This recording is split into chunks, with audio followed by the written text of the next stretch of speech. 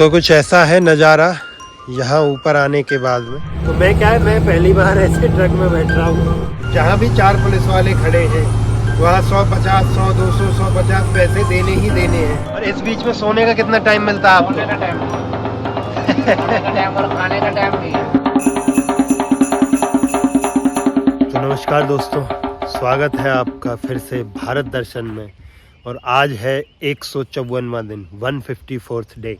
मैं हूँ शाक्शाओ बीच पे, जो कि है ईस्ट जैंतिया हिल्स में। यहाँ पे क्या है, ये एक लोकल टूरिस्ट डेस्टिनेशन है। मतलब मोस्टली लोकल लोग ही इधर आते हैं, उन्हें ही इसका पता है। बाहरी जो टूरिस्ट हैं उन्हें इसका पता ही नहीं है। पर लोकेशन बड़ी अच्छी इन्होंने डेवलप कर रखी है।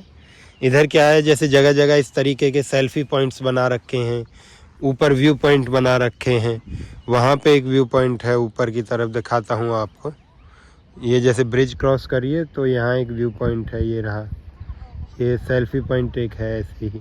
तो जगह जगह इन्होंने बड़े अच्छे से इसको डेवलप किया है यहाँ पे। तो मित्रों, रात को हम यहाँ पर थोड़ा लेट पहुँचे, अंधेरे में, जो हमारी आदत है कि अंधेरे में आकर के पहुँचे तो ठीक है भाई। अब जगह ढूंढी, टेंट लगाया, तो ये जगह मुझे सबसे उचित लगी। ये बिल्कुल नदी से मुझे लगता है 10 कदम भी नहीं है, तो ठीक है। लेकिन नदी क्या है, खतरे वाली नहीं है। एक तो बारिश का मौसम नहीं है, और दूसरा वैसा यहाँ पे वो उफान वाली नदी नहीं है कि आगे कोई डैम हो जहाँ से एक साथ पानी छोड़ दिया जाता हो और फिर कोई परेशानी आती हो। तो इसलिए सेफ था यहाँ पे। हाँ, तो ऐसी ही कैंपिंग की लोकेशंस को देखते हुए मैं निकला था। सोचा था कि जगह जगह कहीं झरने, कहीं नदी, इनके अगल बगल ही टेंट लगाएंगे जहाँ सेफ होगा। तो वो हो भी रहा है। आज क्या है कि अब यहाँ से नहा धो कर के कोशिश रहेगी कि आगे बढ़ें और आज मेघालय को अलविदा कह दिया जाए, या मेघालय को राम राम कह दिया जाए। तो आज कोशिश रहेगी कि यहाँ से जल्दी निकलें नहा धो करके और फिर आगे बढ़ें अपने रास्ते पे करीमगंज के लिए। तो आज मेघालय हमसे छूट जाएगा। मेघालय को हमारा प्रणाम रहेगा। यहाँ 20 दिन 21 दिन बिताने के बाद अब तैयारी है असम के रास्ते से त्रिपुरा जाने की। तो त्रिपुरा एक्सपेक्टेड समय तो मुझे लगता है 12 से 15 दिन ही है। बाकी वहाँ जाकर के पता लगेगा कि समय ज़्यादा लगता है, कम लगता है। कम तो नहीं है चांसेस, क्योंकि स्टेट भले ही ये छोटे छोटे हों, परंतु देखने के लिए समय लगता है। और देखने से ज़्यादा है कि समझना अगर किसी जगह को है तो निश्चित रूप से समय लगता है। तो चलिए मिलते हैं आगे।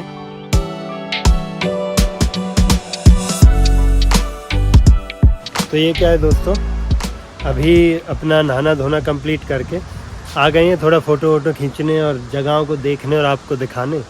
तो ये यहाँ पे एक टूरिज़्म प्रमोशन के लिए एक पुल बनाया हुआ है,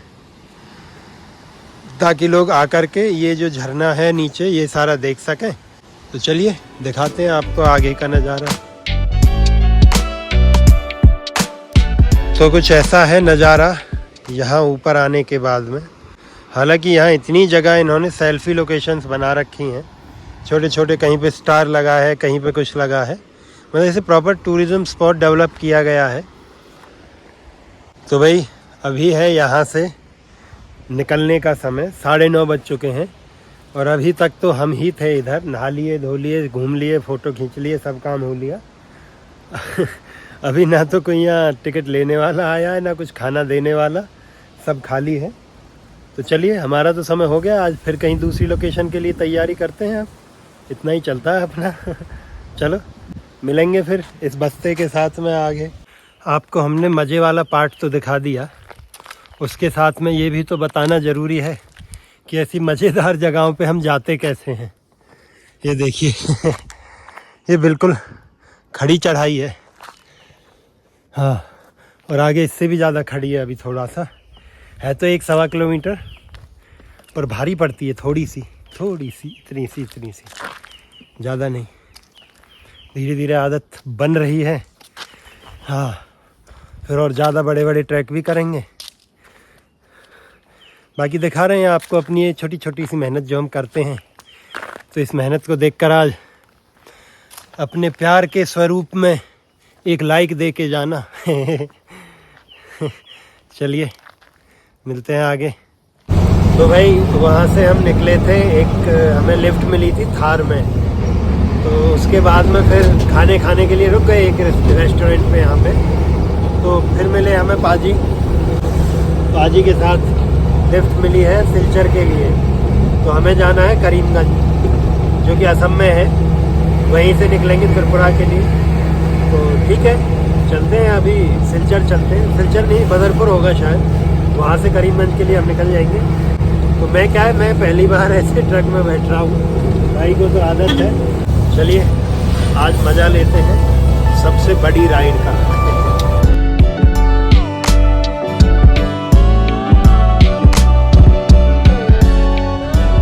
तो भाई अभी बैठे हमें मतलब 1-2 घंटे से ऊपर हो चुके हैं, 2-2.5 घंटे।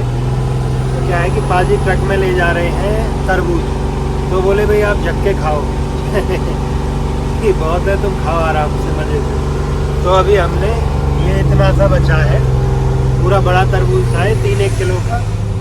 तो भाई पेट भर गया, अच्छे से खाया।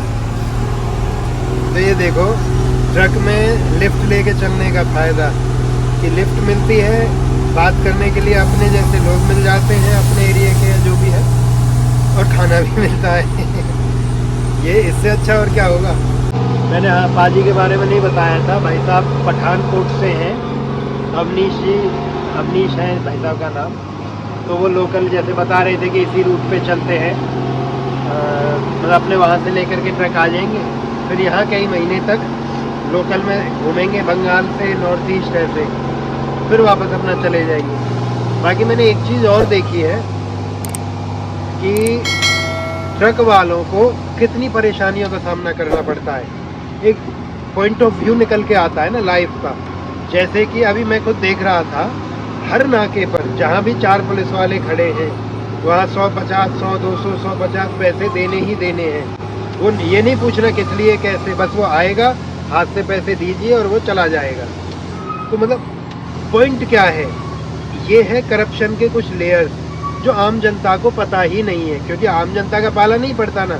ट्रक चला रहा है, ड्राइवर चला रहा है और लेने वाला अपना पुलिस वाला बैठा है। तो यहाँ थोड़ा हो सकता है ज़्यादा है मेघालय में, परंतु अगर और स्टेट की बात करें तो होगा हर जगह, क्योंकि हर जगह ही है ये गंदगी जो है। और एक चीज़ और, मतलब हम कई बार ना ट्रक वालों को सिर्फ ट्रक वाला देखते हैं कि ट्रक को चला रहा है, ड्राइवर है, ठीक है, लेकिन उसके पीछे की एक थ्योरी समझिए। आप अगर सुबह ताज़ा फल, ताज़ा अमरूद, ताज़ा संतरा, ताज़ा सेब, ताज़ा तरबूज खाते हो, वो किसी ना किसी ट्रक वाले की मेहरबानी है। वो 3 दिन तक 4 दिन तक लगातार बिना रुके बिना खाए पिए आपका वो सामान लेके उस एक शहर से दूसरे शहर, मतलब हजारों किलोमीटर चलता है तब वो पहुंचता है।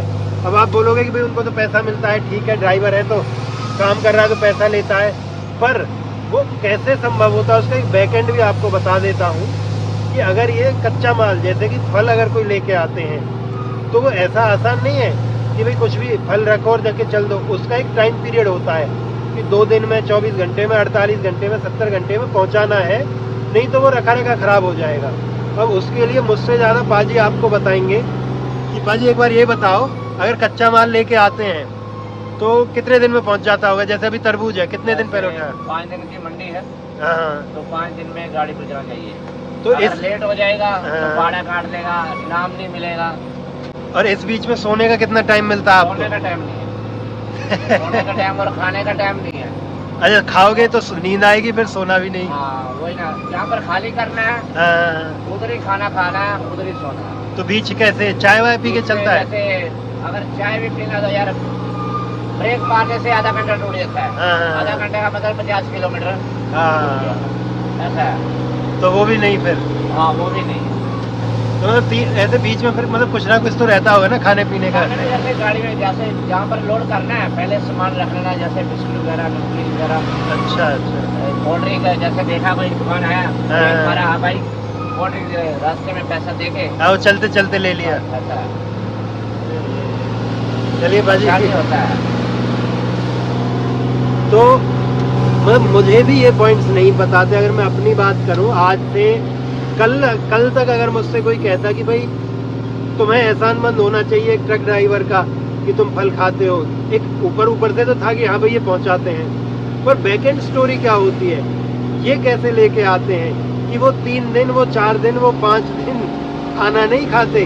क्योंकि इससे पहले मैं पाजी से बात कर रहा था तो वो बता रहे हैं कि एक बार बीच में कहीं चावल खा लिया, किसी ने खिला दिया तो नींद आ गई, तो सो गए 4 घंटे।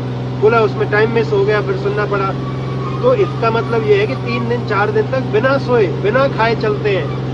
तो अब अगर इसको दूसरे पॉइंट से देखें तो ये ना तो हेल्थ के लिए सही है ना रोड रूल्स के हिसाब से, बट मजबूरी है। तो इसमें मुझे लगता है कहीं ना कहीं गवर्नमेंट को, प्लस जो मालिक हैं उनको, प्लस जो मतलब एक पूरा इकोसिस्टम जो है ना, उसको इस पे थोड़ा एक्शन लेना पड़ेगा, काम करना पड़ेगा। तो ये लॉन्ग टर्म तक सस्टेनेबल नहीं है। बहुत लोगों की हेल्थ खराब होगी, मतलब उसके अलावा जो और घटनाएं दुर्घटनाएं हो सकती हैं वो तो है ही। ये ट्रक वाला ज्ञान मतलब स्पेशली मेरे लिए बहुत इंपॉर्टेंट है, तो शायद मुझे लगता है आप लोगों के लिए भी होगा। चलिए बाकी अभी जर्नी का आनंद लेते हैं, चलते हैं आगे। और ये देख लो, ये क्या लिखा है, फॉलो भी करना, सब्सक्राइब भी करना।